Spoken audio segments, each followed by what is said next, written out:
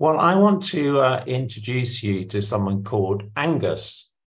And Angus, when he goes shopping, cannot bear to be in a supermarket queue in which the person in front of him has lost their credit card.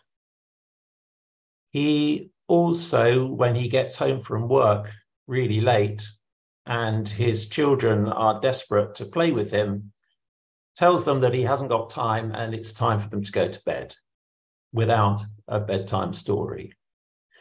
If he gets stuck in a traffic jam, he is beside himself with rage and doesn't know whether to turn around his car and go in the opposite direction or sit it out. And if there is anybody who works for him that is slower than he intended for the delivery of an item of work, he loses his temper or quietly simmers on his frustration. Well, I could go on about Angus, but I wonder whether you already recognize him, because it might be a bit like you and me.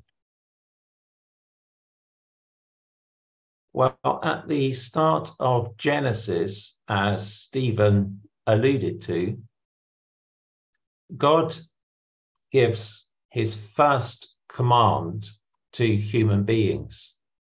I wonder whether you know what it is.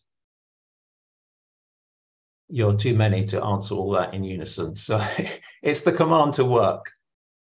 First thing God says to humans they are to do is to work. But immediately after giving them this command, he takes a day off.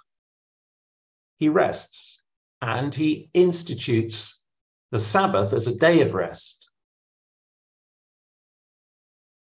So this means, if you think about it, that for us human beings, our first full day on earth was a day of rest. 6 days of work were coming, and in the light of that, a day of rest. And this is reflected in the fact that for centuries, Christians have, until quite recently, regarded its day of rest, Sunday, as the first day of the week. The week starts with rest.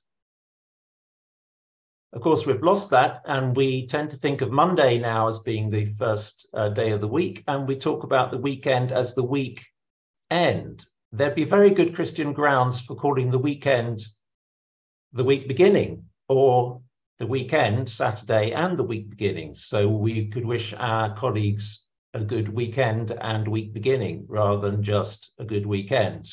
I'm not suggesting we do that, but that's the logic of the way for centuries Christians have thought about the day of rest. It's not at the end, it's at the start of the week.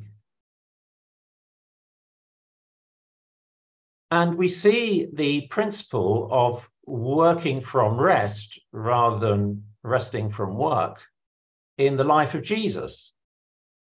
The gospel writers show him withdrawing frequently to find solitude before intense periods of ministry.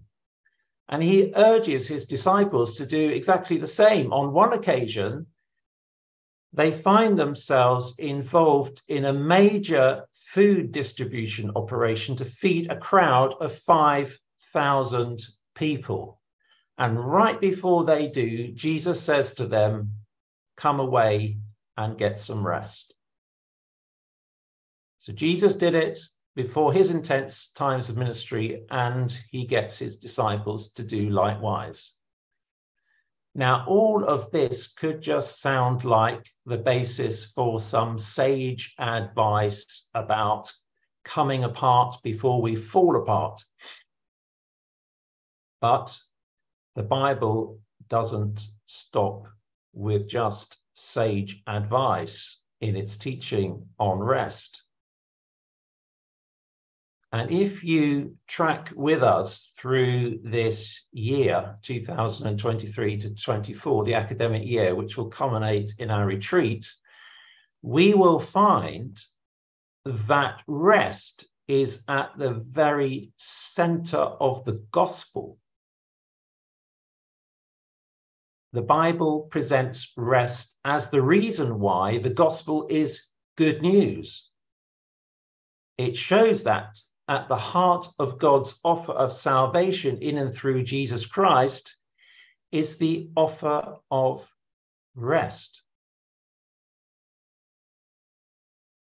Think of where we're starting off.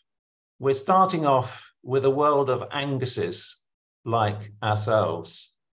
And we find that there's rising levels of stress-related mental health issues around us. We find there's lots of anxiety, particularly amongst teenagers, about the future.